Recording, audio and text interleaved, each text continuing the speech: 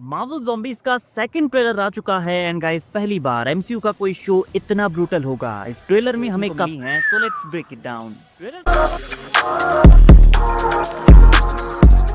People, मेरा नाम है Mani and I react to the videos. So Marvel zombies का एक एक्सप्लेनेशन वीडियो मिला है जिसमें वो स्टेप बाय स्टेप बता रहे हैं कि इसमें क्या क्या सीन चल रहा है, क्योंकि वो काफ़ी ज़्यादा फास्ट फॉरवर्ड में वीडियो चल रही थी। वो मज़ेदार तो था लेकिन उसमें जो डिटेल्स थी वो ये बताएगा। स्टार्ट करते हैं।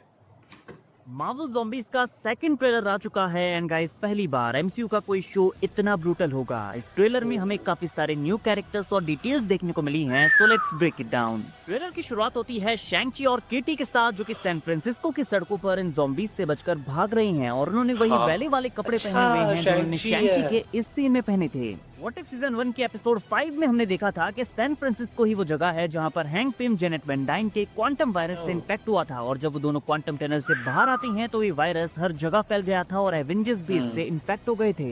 लेकिन मार्वल ज़ॉम्बीज़ में अब हमें एवेंजर्स से हटकर अदर हीरोज के पॉइंट ऑफ व्यूज भी दिखाए जाएंगे कि उन्होंने इस सिचुएशन को कैसे टैकल किया। नाउ शैंग-ची और किटी के सामने यहाँ पर स्ट्रीट में एक बड़ा सा पैर आता है, जो कि मेरी थ्योरी के अकॉर्डिंग बिल फोस्टर हो सकता है, और मे बी ये कोई नॉर्मल ज़ॉम्बी है जो कि पिम पार्टिकल से बड़ा हो गया है। देन एक रेड लैंप यहाँ पर ग्लो होता है और हमें हमारी हीरोज की टीम देखने को मिलती है। ये बचे हुए सर्वाइवर्स अब मिलजुल कर इन ज़ॉम्बीज़ का सामना करने वाले हैं। इस टीम में आप Shang-Chi, Red Guardian, Moon Knight Blade, Yelena, Ms Marvel, Death Dealer, Katie और जिमी वू को नोटिस कर सकते हैं। इसके अलावा उनके लेफ्ट में दो और कैरेक्टर्स हैं और राइट में एक और कैरेक्टर है जो कि सपोर्टिंग कैरेक्टर्स हैं। और इस आई पैच वाले गर्ल कैरेक्टर को फर्स्ट ट्रेलर में नेमोर ने बीच में से स्लाइस कर दिया था। एंड ज़ॉम्बी कोई यहाँ पर इन ज़ॉम्बीज़ की आर्मी की लीडर है जो कि खुद वांडा के कंट्रोल में है, और बाकी के जितने भी ज़ॉम्बीज़ यहाँ पर वांडा के कंट्रोल में हैं उन सब की आंखें लाल हैं। देन हम वकांडा में ज़ॉम्बी थैनोस को देखते हैं जो कि रियलिटी स्टोन की हेल्प से कई सारी डेड बॉडीज को ग्राउंड से ऊपर लाता है। अब वो इन्हें कहां से निकाल रहा है ये भी एक बड़ा सवाल है। मे भी हो सकता है कि ये वकांडा के वॉरियर्स हों।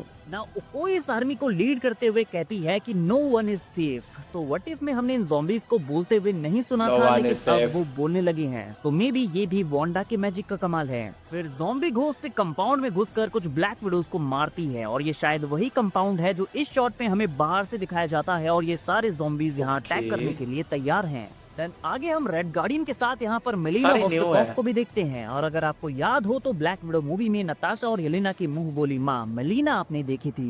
देन गाइस ट्रेलर के कुछ शॉट्स में आपने ज़ॉम्बी इकारिस और ज़ॉम्बी कैप्टन मार्वल को भी नोटिस किया होगा, लेकिन इससे भी ज्यादा नोटिस करने वाली बात ये है कि उनकी आंखें रेड नहीं है। मतलब ज़ॉम्बी इकारिस और ज़ॉम्बी कैप्टन मार्वल वांडा के कंट्रोल में नहीं है। नेमोर का भी एक अंडर वाटर शॉट हमें यहाँ पर देखने को मिलता है जो कि काफी स्कैरी लगता है। फिर हम ज़ॉम्बीज़ की पूरी आर्मी को यहाँ पर देखते हैं जिनके ऊपर आसमान में इस लाल परी वांडा को नोटिस कर सकते हैं, जो कि पूरी आर्मी को लेकर इन सारे हीरोज के ऊपर अटैक करने के लिए तैयार है। और एलेक्स ये देखने के बाद माइक में आकर सबको अलर्ट करता है और कहता है कि हमें इनका सामना करना है और हारना नहीं है। फिर हमें यहाँ पर डेथ डीलर का एक एक्शन सीन देखने को मिलता है जहाँ पर वो हरक्यूलिस जैसे दिखने वाले ज़ॉम्बी के हाथ में स्टैब करता है, लेकिन हरक्यूलिस उसके हाथ को पकड़कर तोड़ देता है। हाँ गाइस, हरक्यूलिस जिसे हमने थॉर लव एंड थंडर के एंडिंग में देखा था, जो कि एक गॉड है, लेकिन वो भी इस वायरस से इम्यून नहीं है। और ट्रेलर के एंड में आता है ये शॉट जहाँ पर हम स्पाइडरमैन को ज़ॉम्बी थैनोस के ऊपर स्टॉर्म ब्रेकर से अटैक करते हुए देखते हैं। यही काम इन्फिनिटी वॉर में थॉर ने भी किया था, बस दोनों ने गलती ये कर दी कि वो सिर की जगह उसकी चेस्ट पर अटैक करते हैं।